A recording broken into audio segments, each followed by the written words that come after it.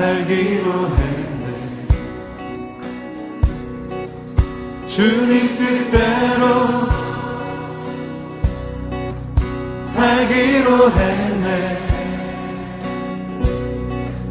주님 뜻대로 살기로 했네. 뒤돌아서지 않겠네. 이 세상 사람 날 몰라줘. 이 세상 사람 날 몰라줘도 이 세상 사람 날 몰라줘도 뒤돌아서지 않겠네. 뒤돌아서지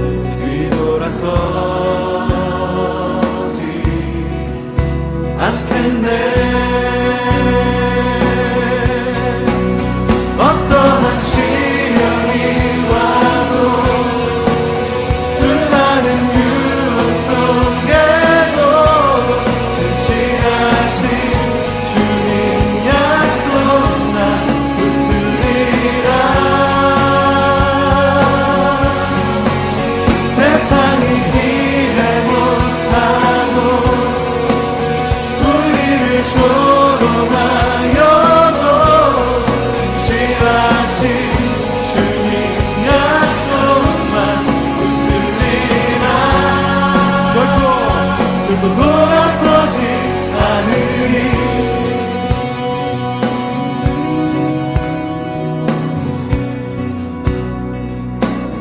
세상 등지고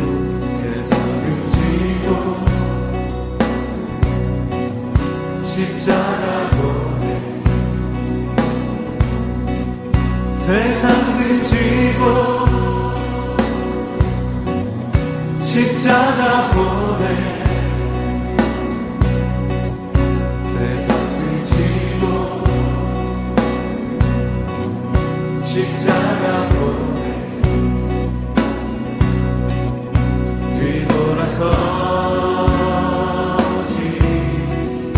않겠네. 뒤돌아서지 않겠네. 뒤돌아서지 않겠네. 어떠한 시련이 와도 수많은 유혹 속에도 진실하신 주님 약속 난 붙들리라. 세상이 이해 못하고 우리를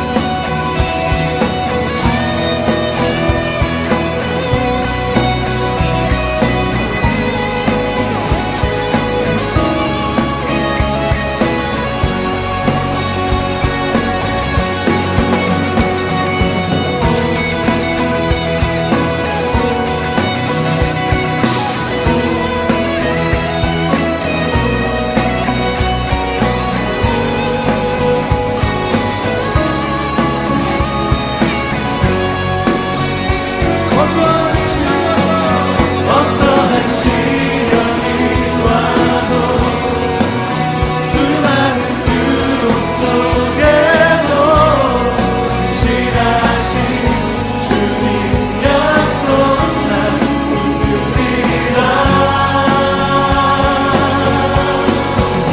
세상이 이해 못하고 우리를 조롱하여도 신실하신 주님 약속만 붙들리라. 어떠한 시련이 와도 수많은 유혹 속에도 신실하신 주님 약속 난 붙들리라. 세상이 이해 못하고 우리를 조롱하여도 신실하신 주님 약속만 붙들리라. 너무 올라서지 않으리.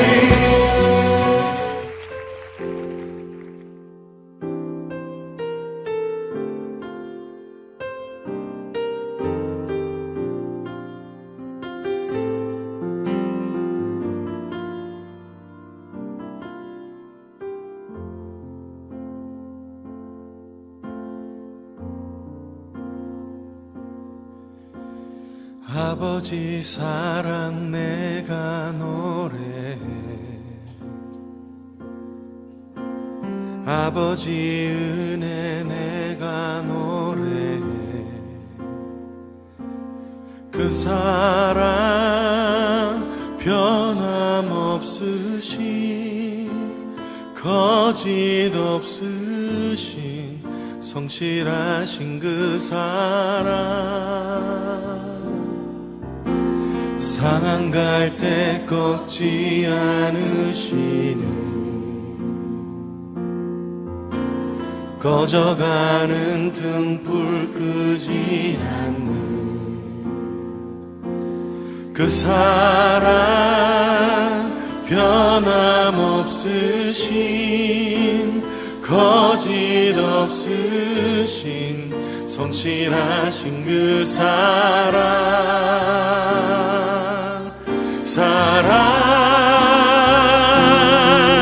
그 사랑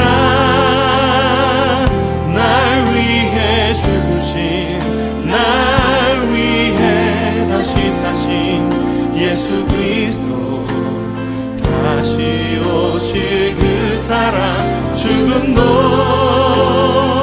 생명도 천사도 하늘의 어떤 권세도 끊을 수 없는 영원한 그 사랑 예수.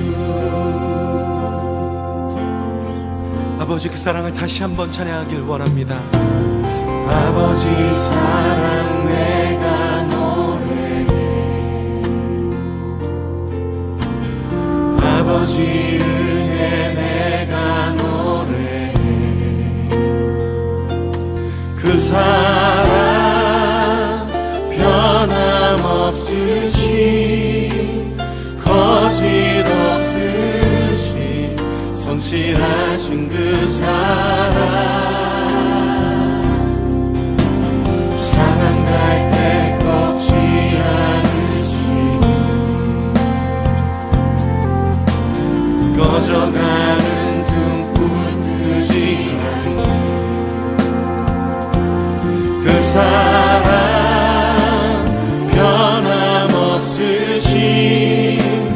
거짓 없으신 성실하신 그 사랑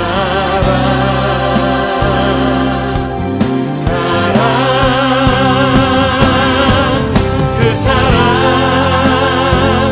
날 위해 죽으신 날 위해 다시 사신 예수 그리스도 다시 오실 그 사랑 죽음도 생명도 천사도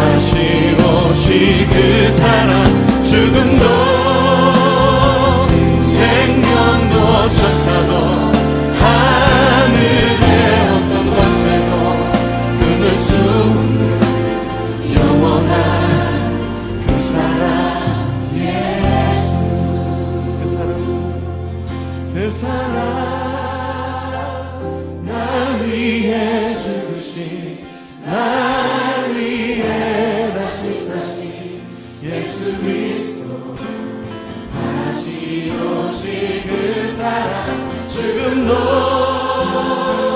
생명도 천사도 하늘의 어떤 곳에도 끊을 수 없는 영원한 그 사랑 예수 영원한 그 사랑 예수 영원한 그 사랑 예수.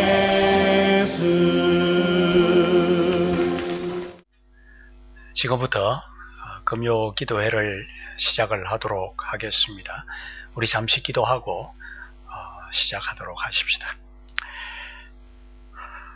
감사하신 하나님 아버지, 지난 한 주간도 저희들을 붙들어 주시고 또 인도해 주셔서 여기까지 우리의 삶을 인도해 주신 것을 감사를 드립니다.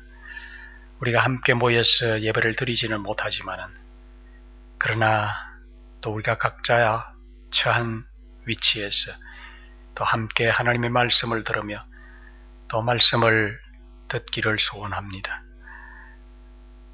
하나님의 말씀 가운데 성령의 은혜가 있게 하시고 그 말씀을 가지고 또 함께 기도하는 시간에 성령의 은혜가 충만한 그런 시간 되게 해 주시옵소서. 예수님 이름으로 기도합니다. 아멘.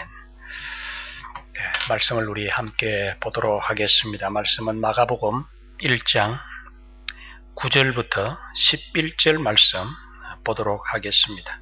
우리 함께 읽으십시다. 그때 예수께서 갈릴리 나사렛으로부터 와서 요단강에서 요한에게 세례를 받으시고 곧 물에서 올라오실새 하늘이 갈라짐과 성령이 비둘기같이 자기에게 내려오심을 보시더니 하늘로부터 소리가 나기를 너는 내 사랑하는 아들이라 내가 너를 기뻐하노라 하시니라. 아멘.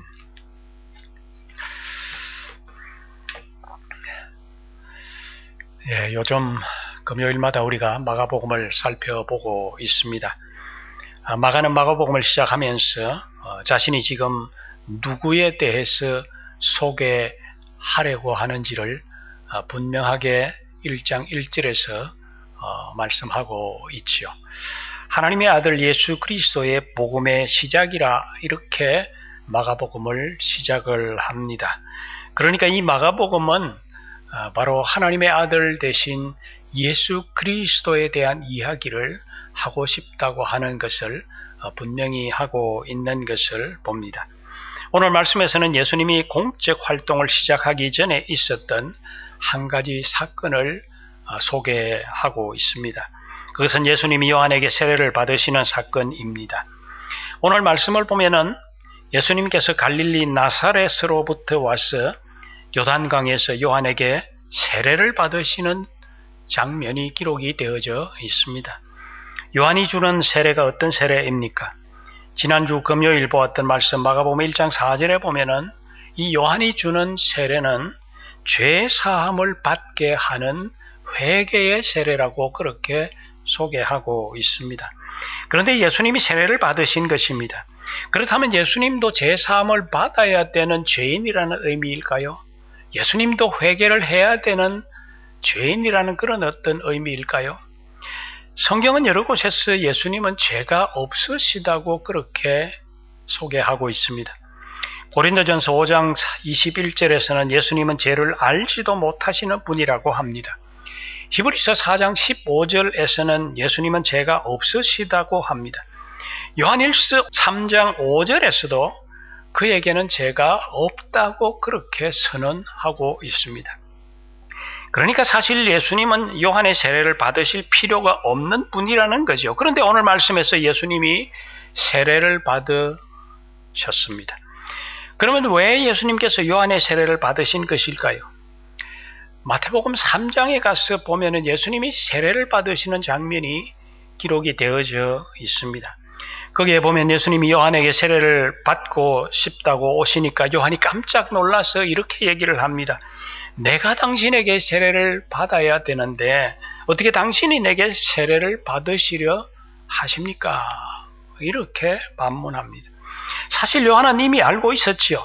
지금 자신이 행하는 물로 주는 이 세례는 상징적인 그런 의미이고 본질은 바로 예수님이 성령으로 세례를 주는 것이 진짜라고 하는 사실을 알고 있었던 것입니다.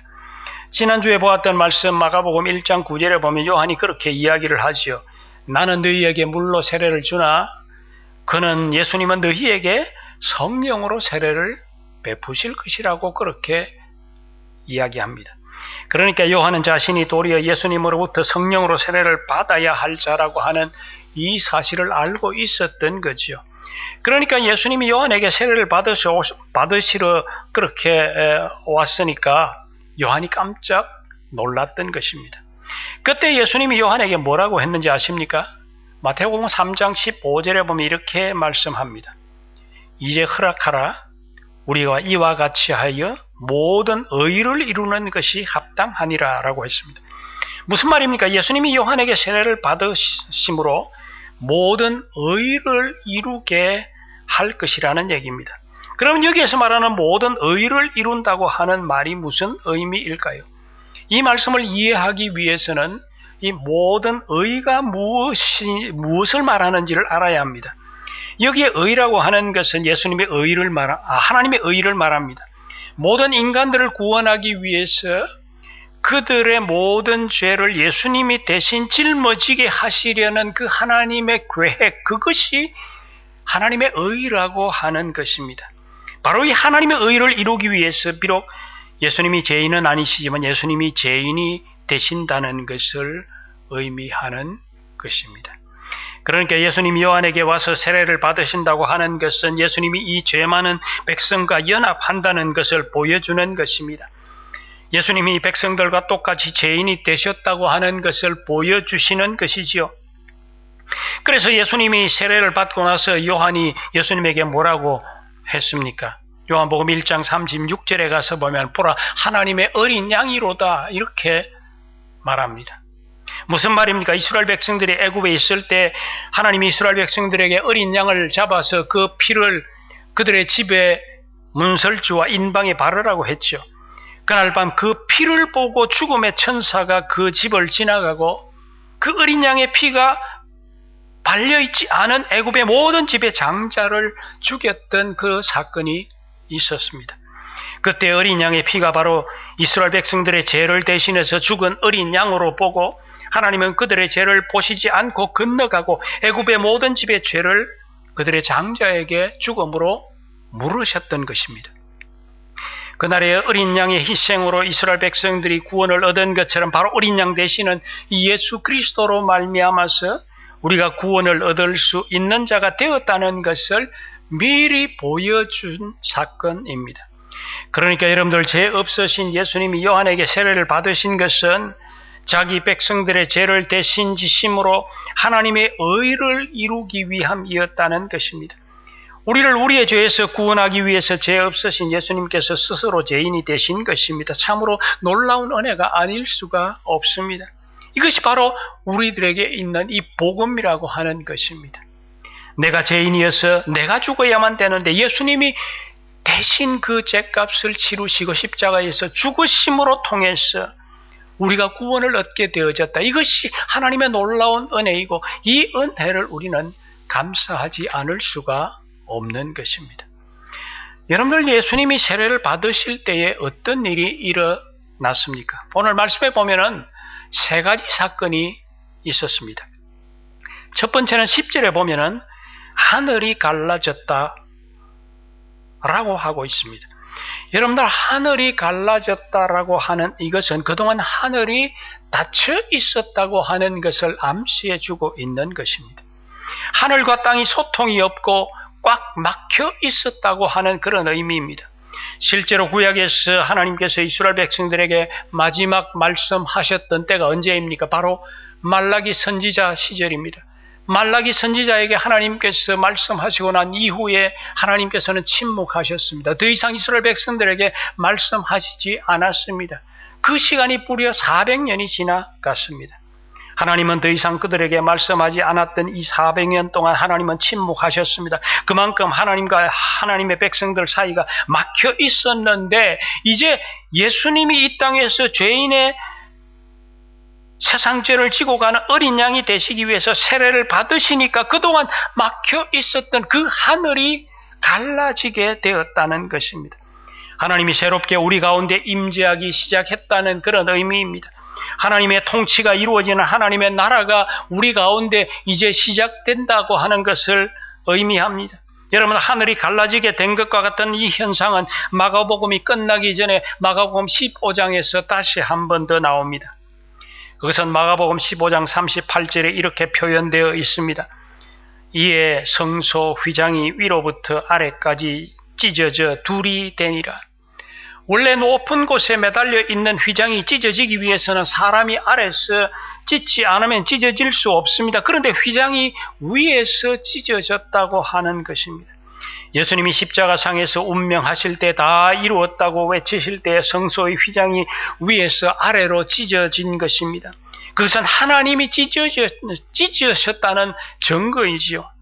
그리고 그동안 하나님과 하나님의 백성들, 이스라엘 백성들 사이에 막혀 있었던 그 문이 갈라지고 이제는 열렸다고 하는 의미입니다. 그래서 어떻게 되었습니까? 누구나 예수 그리스도의 이름으로 이제는 하늘의 하나님께 직접 나아갈 수 있는 그런 길이 열렸다는 것입니다. 바로 예수님이 이 일을 위해서 오셨다는 것입니다. 마가복음은 이렇게 예수님이 세례를 받으실 때 하늘이 갈라지고 또 십자가 위에서 예수님의 육체가 찢어지고 그 순간 성소의 휘장이 찢어지는 이런 사건을 순차적으로 그렇게 기록하고 있습니다. 갈라지고 찢겨지고 찢어지는 그곳에 바로 새로운 문이 열리고 새로운 길이 열렸다는 것이지요.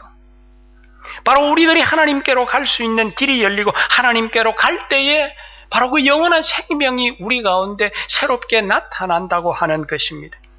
여러분들, 우리가 영원한 생명을 얻는다고 하는 것이 무슨 의미일까요? 저는 안식이라고 저는 생각합니다. 하나님이 처음 인간을 만드시고 여섯째 날에 인간을 만드시고 난 이후에 일곱째 날에 하나님께서 그날을 복되게 하시고 그날에 안식하셨다고 하십니다. 나중에 하나님께서 이스라엘 백성들에게 십계명을 주실 때 4계명에서 일곱째 날에 내가 쉬었으니 너희도 쉬어라, 안식하라고 그렇게 말씀하고 있습니다. 하나님의 창조의 정신을 그대로 살려 사람에게도 안식하게 하셨다는 겁니다.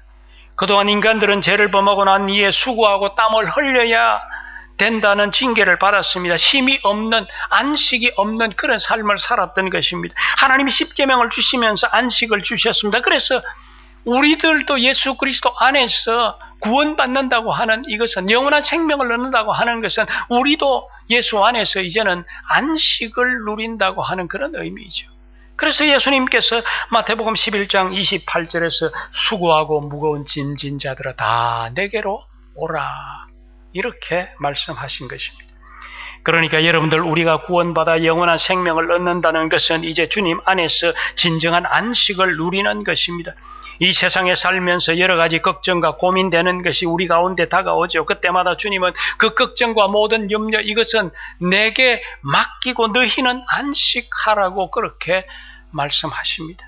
걱정과 염려를 다 주께 맡기는 것입니다. 모든 걱정과 근심을 주님께 맡기는 삶을 살고 진정으로 주님 안에서 우리는 안식을 누리게 되어지는, 이것이 참 진정한 구원의 은혜 안에 들어가는 것입니다. 두 번째, 예수님께서 세례를 받으실 때 일어난 사건이 무엇입니까? 바로 10절에 보면은 성령이 비둘기같이 내려오는 것이 보였다고 그랬습니다.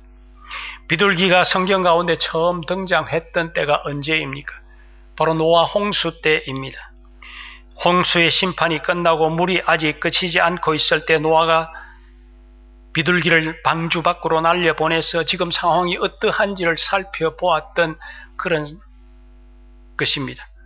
노아 홍수에 대해 심판이 있고 비둘기가 등장한 것은 이제 하나님의 새로운 통치가 이제 다가왔다는 것을 상징적으로 우리에게 보여주시는 그런 사건이었습니다. 이제 이처럼 이스라엘 백성들도 로마의 통치를 받는 그런 고통의 시간이 지나고 예수님이 세례를 받으시는 이 사건을 통해서 새롭게 하나님의 통치가 그들 가운데 이루어진다고 하는 것을 이 비둘기같이 성령이 오심으로 그들에게 보여주신 것입니다. 성령이 비둘기처럼 내려왔다는 것은 무슨 의미입니까? 사실 성경에서 보면 성령 하나님께서 임재하시는 그런 모습은 다양한 모습으로 나타났죠. 불 속에서 나타나기도 하고 바람처럼 나타나기도 하고 지진 속에서도 나타나고 미세한 음성으로 나타나기도 하고 다양한 모습으로 성령 하나님께서는 나타나셨습니다. 오늘 말씀에 이 비둘기처럼 나타나셨다고 하는 이 의미는 어떤 의미가 있을까요? 저는 그 의미는 온유함이라고 생각합니다. 비둘기는 예로부터 평화를 상징했지요. 예수님에게 성령이 비둘기처럼 임해서 예수님에게 나타난 현상이 어떤 현상입니까? 마태복음 11장 29절에 보면 예수님은 마음이 온유하고 겸손했다라고 하고 있지 않습니까? 성령이 예수님에게 임하셨던 이 비둘기 같은 이 모습으로 임하시는 이 모습이 결국에는 예수님을 온유한 모습으로 겸손한 모습으로 그렇게 살게 하셨다 하는 것입니다. 모세도 호렙산에서 성령의 경험을 하고 난 뒤에 그를 향해서 민수기 12장 3절에서 뭐라고 했습니까? 온유함이 지면의 모든 사람보다 더하더라 했습니다. 성령 받은 사람은 온유함이 그에게 나타나야 된다는 것을 보여주고 있는 것이죠. 성령이 예수님에게 비둘기처럼 임했다는 것이 무슨 의미입니까? 이제 예수님이 이 땅 위에서 공적 사역을 하실 때에 성령 하나님께서 그와 함께 하신다고 하는 것을 보여주신 그런 사건이라고 생각합니다. 하나님의 능력이 예수님의 그 공적인 사역 가운데 이제는 함께함으로 그의 삶 가운데 놀라운 능력이 나타날 것이라고 하는 것을 미리 보여주는 그런 사건인 것입니다. 세 번째 예수님이 세례를 받으실 때 나타났던 사건이 무엇입니까? 11절에 보니까 너는 내 사랑하는 아들이라 내가 너를 기뻐하노라 라는 소리가 하늘에서 들렸다고 합니다. 이 말씀은 예수님이 누구인지를 요단강에 모여있는 모든 사람이 들을 수 있게 하늘에서 소리가 들렸다고 하고 있습니다. 너는 내 사랑하는 아들이라. 여러분들 성경에서 하나님의 아들이라고 할 때 무슨 의미가 있습니까? 시편 2편 7절에 보면 이런 말씀이 있습니다. 내가 여호와의 명령을 전하노라. 여호와께서 내게 이르시되 너는 내 아들이라. 오늘 내가 너를 낳았도다. 그러면서 이 하나님의 아들이 어떤 존재인가 하는 것을 8절과 9절에서 언급을 합니다. 내가 이방 나라를 네 유업으로 주리니 네 소유가 땅끝까지 이르리로다. 네가 철장으로 그들을 깨트리며 질그릇같이 부수리라. 무슨 말입니까? 하나님의 아들이 이방 나라를 정복하고 땅끝까지 이 세상의 나라를 부수고 이제 하나님의 나라를 세워가는 그런 자가 될 것이라고 하는 말이죠. 이 말은 바로 그동안 이 세상을 지배하고 다스리던 사탄의 세력을 이제는 부서뜨리고 이제는 하나님의 다스리시는 그런 나라가 이제는 임할 것이라고 하는 것을 분명하게 얘기하고 있는 것입니다. 이 말은 그가 바로 내가 보내는 그리스도다 메시아라고 하는 그런 의미입니다. 하나님께서 온 백성들이 들을 수 있게 그는 나 하나님의 아들이고 그는 너희들이 그렇게 기다리고 고대하던 메시아다고 하는 것을 바로 선포하는 그런 의미입니다. 말씀을 맺겠습니다. 여러분들 우리도 모두 세례를 받음으로 이제는 하나님의 자녀가 되었습니다. 저는 오늘 말씀을 묵상하면서 과연 지금 하나님의 나를 향해 말씀하실 때 나는 과연 너는 내 사랑하는 아들이다. 내가 너를 기뻐한다라고 하는 이런 얘기를 들을 수 있을까? 이런 것을 우리는 한번 묵상을 해보아야 할 필요가 있습니다. 여러분 어떻습니까? 우리는 늘 생각하기를 내가 인생을 살아가면서 얼마나 크게 성과를 내느냐 하는 여기에 우리는 많은 관심을 가지고 있습니다. 회사에도 어떻게 하면 좋은 성과를 내어볼까? 사업을 할 때 어떻게 하면 더 크게 사업을 이룰까?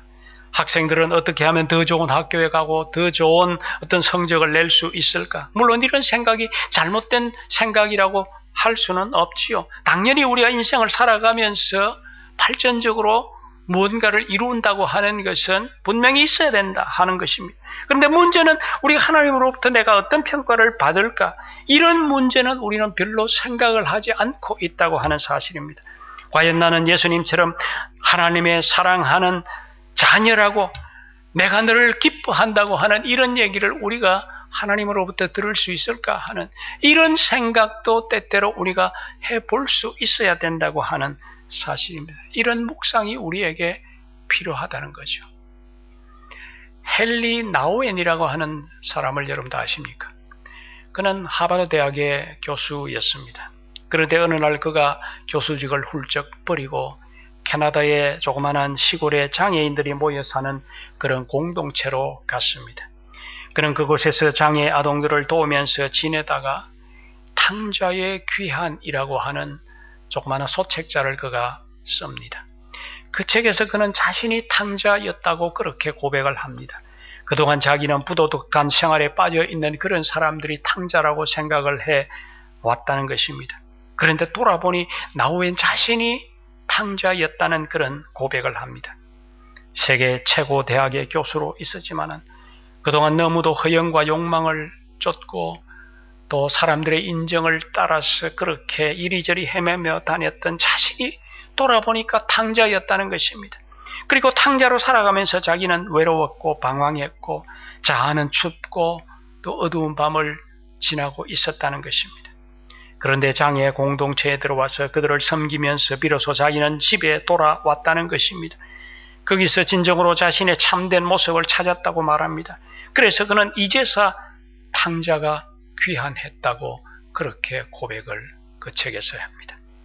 그리고 나서 얼마 지나서 그가 또 하나의 책을, 조그마한 책을 썼는데 그 책의 제목이 아담이라고 하는 책입니다.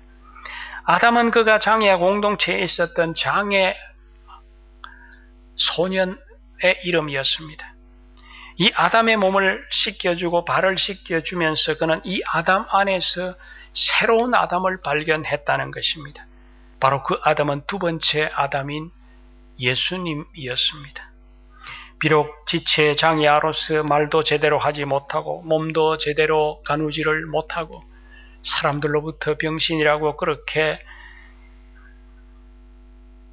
무시당하고 그렇지만은 그 아담 속에서 헨리 나우엔은 아주 순수한 그 영혼을 발견했다는 것입니다. 바로 그 속에 있는 둘째 아담 예수 그리스도를 그는 발견했다는 것입니다. 그리고 어느 날 그 아담이란 아이가 나우엔에게 자기를 도와주는 것에 너무 감사해서 드듬거리면서 이렇게 이야기를 하더랍니다. 나는 당신을 너무 좋아합니다. 당신을 사랑합니다. 이런 얘기를 뜨듬뜨듬 하면서 말했다는 것입니다. 그 순간 그는 그 음성 속에서 하나님의 음성을 들었다는 것입니다. 너는 내 사랑하는 아들이요 내가 기뻐하는 자라고 하는 바로 이 하나님의 음성을 바로 그 소년의 입에서 들었다는 것입니다. 저는 이 이야기를 어느 책에서 읽으면서 우리도 삶을 살아가면서 사실 무슨 일을 하든지 그 속에서 이런 하나님의 음성을 들어야 된다고 생각합니다. 그런데 우리의 모습은 어떻습니까? 우리는 이 세상에 살아가면서 내가 얼마나 좋은 성과를 이루고 좋은 결과를 이루고 좀 더 성공하고 좀 더 나은 삶을 살아갈까 이런 것에 우리의 생각이 가득 차 있는 것 같습니다. 그런 생각이 잘못된 것은 아니지만은 그러나 우리가 때때로 정말 내가 하나님으로부터 너는 내 사랑하는 아들이다. 내가 너를 기뻐한다고 하는 이런 음성도 듣기를 소망하고 갈망하는 그런 마음이 우리들 가운데 좀 있었으면 좋겠다고 생각합니다. 오늘도 이 말씀을 들으면서 여러분의 가슴 속에 나도 이런 음성을 듣고 싶은 그런 어떤 소망이 여러분들의 가득하기를 주의 이름으로 축원합니다. 아멘. 우리 함께 좀 기도하는 시간을 갖도록 하겠습니다. 오늘 말씀을 묵상하시면서 좀 기도하십시다. 오늘 우리는 예수님이 세례를 받으시는 사건을 우리가 살펴보았습니다. 죄 없으신 예수님이 죄 용서를 위한 세례를 받으신 것은 인간을 구원하기 위해서 모든 인간들의 죄를 하나님의 아들 예수 그리스도에게 짊어지게 해서 그들을 용서하시고 구원하시려는 이 하나님의 의를 이루는 것이라고 그렇게 했습니다. 죄 없으신 그분에게서 하나님의 어린 양이 되셔서 우리 대신 죽으신 그 놀라운 구원의 은혜를 찬양하고 감사하십시다. 그리고 하늘이 갈라지고 하나님의 나라가 우리 가운데 임해서 우리를 통치하시는 그 하나님이 우리 가운데 성령으로 오셔서 우리를 감싸 안으시고 보호하시고 지켜보시고 돌보시는 그 은혜를 찬양하십시다. 그리고 과연 나는 예수님처럼 너는 내 사랑하는 아들이라 내가 너를 기뻐하노라라는 인정을 받으면서 살고 있을까 생각해 보십시다. 나를 향한 하나님의 평가는 어떨까 묵상하면서 이제는 나도 하나님의 사랑받는 아들, 내가 너를 기뻐하노라라는 이런 평가를 위해서 살아가기로 마음에 결단하는 그런 시간을 우리가 함께 가졌으면 좋겠습니다. 다 함께 기도하겠습니다. 오늘도 살아계셔서 불꽃 같은 눈으로 우리를 지켜보고 계시는 하나님 아버지, 이 밤에도 우리가 함께 모여 기도하지는 못하지만 각자의 집에서 일터에서 혹은 자동차를 타고 함께 기도합니다. 우리의 기도를 들으시고 응답해 주시옵소서. 특별히 오늘 주신 말씀, 예수님이 세례 받으신 사건으로 우리에게 새로운 깨달음을 주신 것을 감사를 드립니다. 무엇보다도 죄 없으신 예수님께서 죄 많은 우리들을 용서하시고 구원하시기 위해서 자신이 세례를 받으심으로 하나님의 의를 이루신 것을 진심으로 감사를 드립니다. 우리의 희생이 아니었다면 결단코 이 놀라운 구원의 기쁨을 누릴 수 없었습니다. 이 주님의 희생이 아니었다면 정말 우리가 어떻게 이 놀라운 구원을 누릴 수 있었겠습니까? 주님이 친히 세상 죄를 지고 가시는 어린 양이 되셔서 우리의 모든 죄를 짊어지시고 십자가에서 죽으신 그 놀라운 은혜를 찬양합니다. 감사합니다. 우리가 이 놀라운 엄청난 구원의 메시지를 몰랐다면 아직도 이 세상에서 허영과 욕심과 사람의 인정을 받기 위해서 아둥바둥하며 살았을 텐데 이 놀라운 구원의 은혜가 내게 임하게 된 것 진심으로 감사를 드립니다. 무엇보다도 하늘이 갈라지고 성령이 비둘기처럼 우리 가운데 임재하셔서 우리를 다스리시고 통치하시고 보호하시고 지키시고 돌보시는 그 은혜를 생각할 때 창은 찬양과 감사를 올려드리지 아니할 수가 없습니다. 성령 하나님이 우리 속에 들어오셔서 우리와 함께 거하심으로 끊임없이 격려하시고 위로하시고 돌보아주시는 것을 감사합니다. 그러나 주님, 우리는 그 성령 하나님이 우리 속에 계신다는 것조차 인식하지 못하고 내가 내 인생을 마음대로 살아가고 있는 그런 모습은 아니지.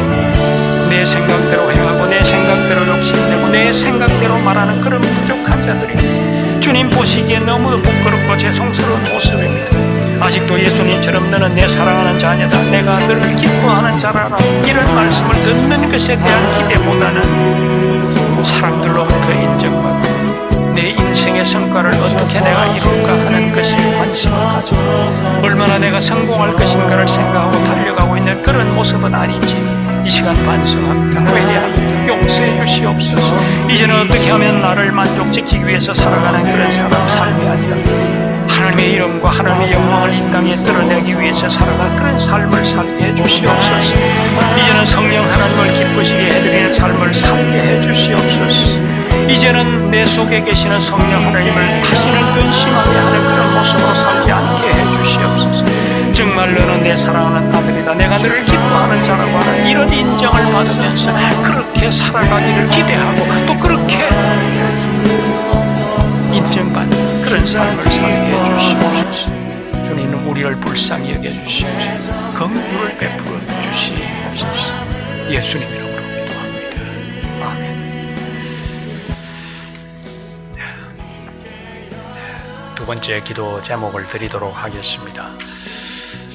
지난주에도 드렸습니다마는 이 기도 제목은 우리가 참 이 어려운 상황이 끝날 때까지 계속해서 기도해야 될 제목이라고 생각이 들어집니다. 먼저 하나님이 우리의 대한민국을 불쌍히 여겨달라고 기도하십시다. 중국에서 시작된 이 바이러스로 수많은 고통 가운데 있는 사람들이 전 세계적으로 지금 많아지고 있습니다. 속히 이 고통이 종식될 수 있도록 그렇게 기도하십시다. 지난주에도 말씀드렸습니다만 전염병은 하나님의 진노하심의 표현일 수 있다고 했습니다. 때때로 하나님은 죄악에 대한 징계로 전염병을 내리셨던 적도 있습니다. 혹 이번 전염병 사태가 우리의 죄악과 범죄에 대한 하나님의 진노하심은 아닌지 우리가 살펴보아야만 합니다. 하나님을 외면하고 하나님을 향해 도전한 인간에 대한 심판이 아닌지 묵상해야만 합니다. 이럴 때는 하나님은 우리를 향해서 기도하라고 그렇게 하셨습니다. 우리 다 함께 우리 한국교회의 잘못과 또 내 죄악이 무엇인지 돌아보고 회개하십시다. 유럽과 이 땅 러시아에서도 점점 위기감이 고조되고 있습니다. 수많은 사람들이 바이러스로 고통당하고 있습니다. 이 치유의 은혜가 그들에게 임해서 이 고통 속에서 있는 이 모든 자들이 회복되어지고 이 고통이 속히 종식될 수 있도록 그렇게 우리 함께 기도하십시다. 그러므로 우리가 속히 또 함께 모여서 예배할 수 있는 그날이 오도록 또 우리들의 성도들의 건강을 위해서도 함께 좀 기도하십시다. 다 함께 기도하겠습니다. 살아계신 하나님 아버지, 전 세계가 바이러스로 인해서 고통당하고 있습니다. 특별히 중국과 우리 한국, 이탈리아, 미국, 이란, 프랑스, 독일 그리고 전 유럽의 이 바이러스로 인해서 정말 전염병이 창궐하면서 수많은 사람들이 죽어가고 죽음의 공포 속에 떨고 있습니다. 집에 격리되어서 참 고통 가운데 처해 있는 수많은 사람들이 있습니다. 외출도 하지 못하고 집안에만 있어야 되는 그런 상황이 우리 가운데 있습니다. 그래서 수많은 사람들의 활동이 제한되고 질병의 염려와 공포 가운데 떨고 있습니다. 오 하나님 아버지여, 속히 이 재앙이 끝날 수 있도록 우리에게 긍휼을 베풀어 주시옵소서. 하나님이 우리가 분명히 아는 것은 정말 주님의 허락이 아니면 참새 한 마리도 떨어지지 않는다고 했는데 이런 엄청난 재앙이 전 세계적으로 창궐하고 있다는 것은 분명히 하나님이 우리에게 이 재앙을 통해서 분명히 말씀하시고자 하는 그 말씀이 있는 줄로 저희들 하나님 말씀 속에서 이런 전염병은 우리의 죄악으로 인한 진노하심일 수도 있다고 했습니다. 하나님 아버지, 하나님을 믿는 우리 하나님의 백성들이 하나님 앞에서 먼저 자신을 돌아보게 해주시옵소서. 하나님을 믿는다 하면서 정말 하나님을 신뢰하지 못하고 여전히 내 힘을 믿고 내 의지와 돈을 믿고 내 자리와 권력을 믿고 살아가고 있는 우리들 아닌지요. 하나님을 예배한다고 하면서 온 마음과 힘과 뜻을 다해서 예배하고 찬양하지 못하고 있는, 그냥 습관적으로 예배하고 있는 그런 모습은 아닌지, 습관적으로 기도하고 습관적으로 찬양하고 있는 모습은 아닌지, 하나님의 우리의 모습을 돌아보게 용서해 주시옵소서. 우리가 하나님의 백성이라고 하면서 하나님 제일주의로 살지 못하고 내 삶에 내가 먼저인 모습으로 살아가고 있습니다. 수많은 거짓과 속임과 간음과 도둑질과 탐심이 우리 가운데 넘치고 있습니다. 하나님이 우리의 모든 잘못을 고백하오니 용서하시고 우리에게 긍휼을 베푸시옵소서. 특별히 하나님 아버지, 중국이 선교사를 파송하고 추방하고 교회를 불태우고 하나님을 믿는 자를 가두고 불이익을 주는 타협을 멈추게 하시고 하나님 앞에 겸손해질 수 있게 해주시옵소서. 하나님을 두려워할 줄 아는 자를 되게 해주시옵소서. 무엇보다 이런 전염병 사태로 말미암아 우리 한국교회가 하나님 앞에서 예배 속에 깨닫게 하시고 예배를 삶의 우선순위로 두고 살아가는 우리 한국교회 되게 해주시옵소서. 우리 함께 예배하는 것이 얼마나 소중한 것인지를 깨닫는 그런 교회가 되게 해주시옵소서.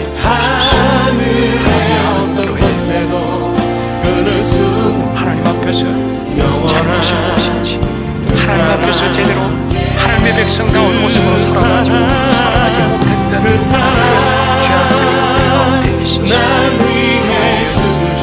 우리의 죄악을 베풀어 주시옵소서. 전 유럽적으로 전염병이 좀 창궐해지고 있습니다.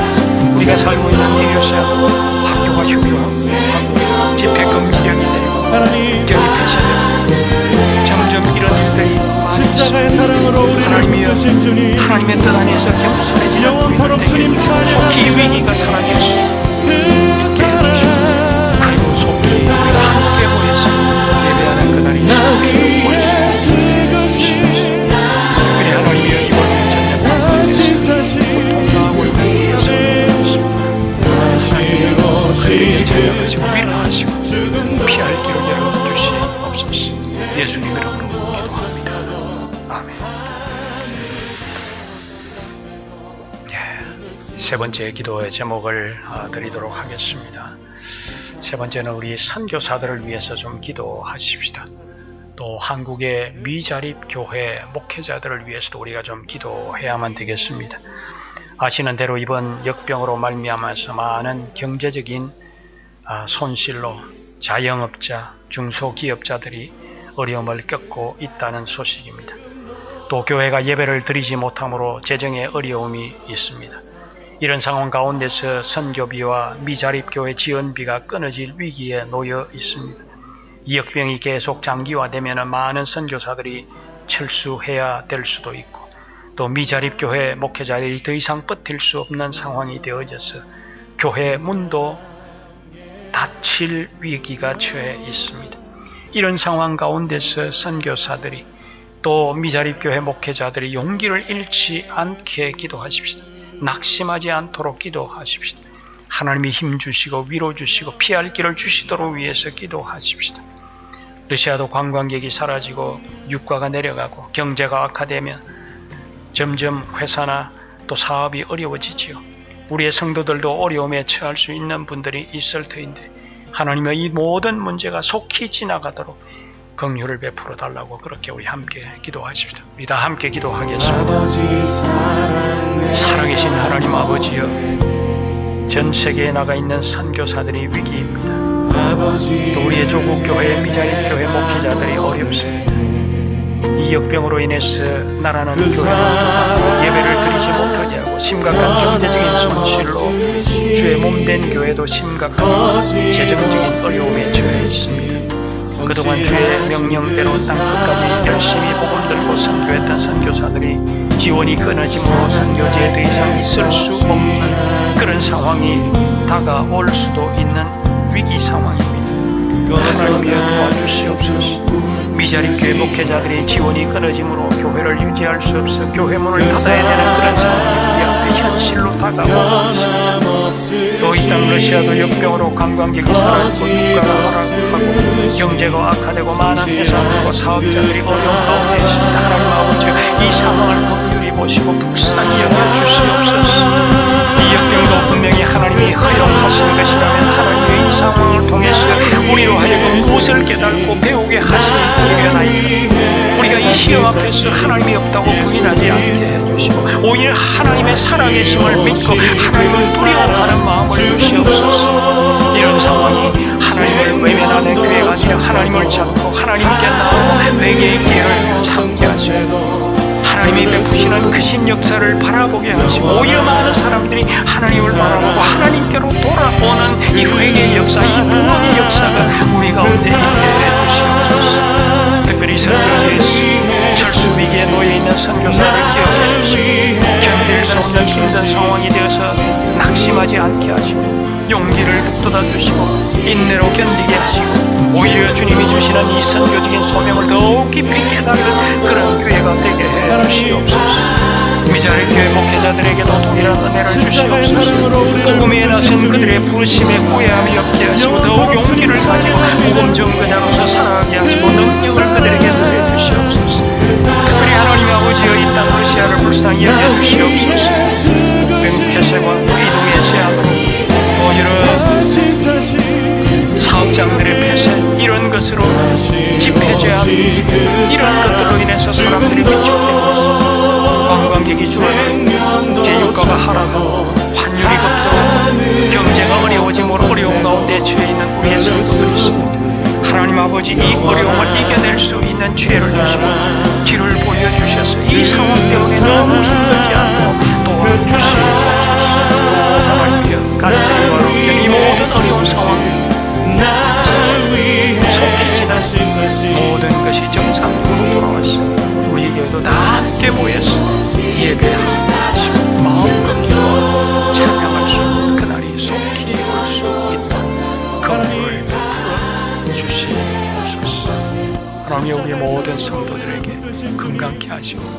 우리의 성도들의 가정에 평강을 주시고 이 상황 가운데서도 기쁨을 잃지 않게 하시고 감사를 놓치지 않는 우리 모든 성도들에게 해 주시옵소서. 예수님 이름으로 기도합니다. 아멘.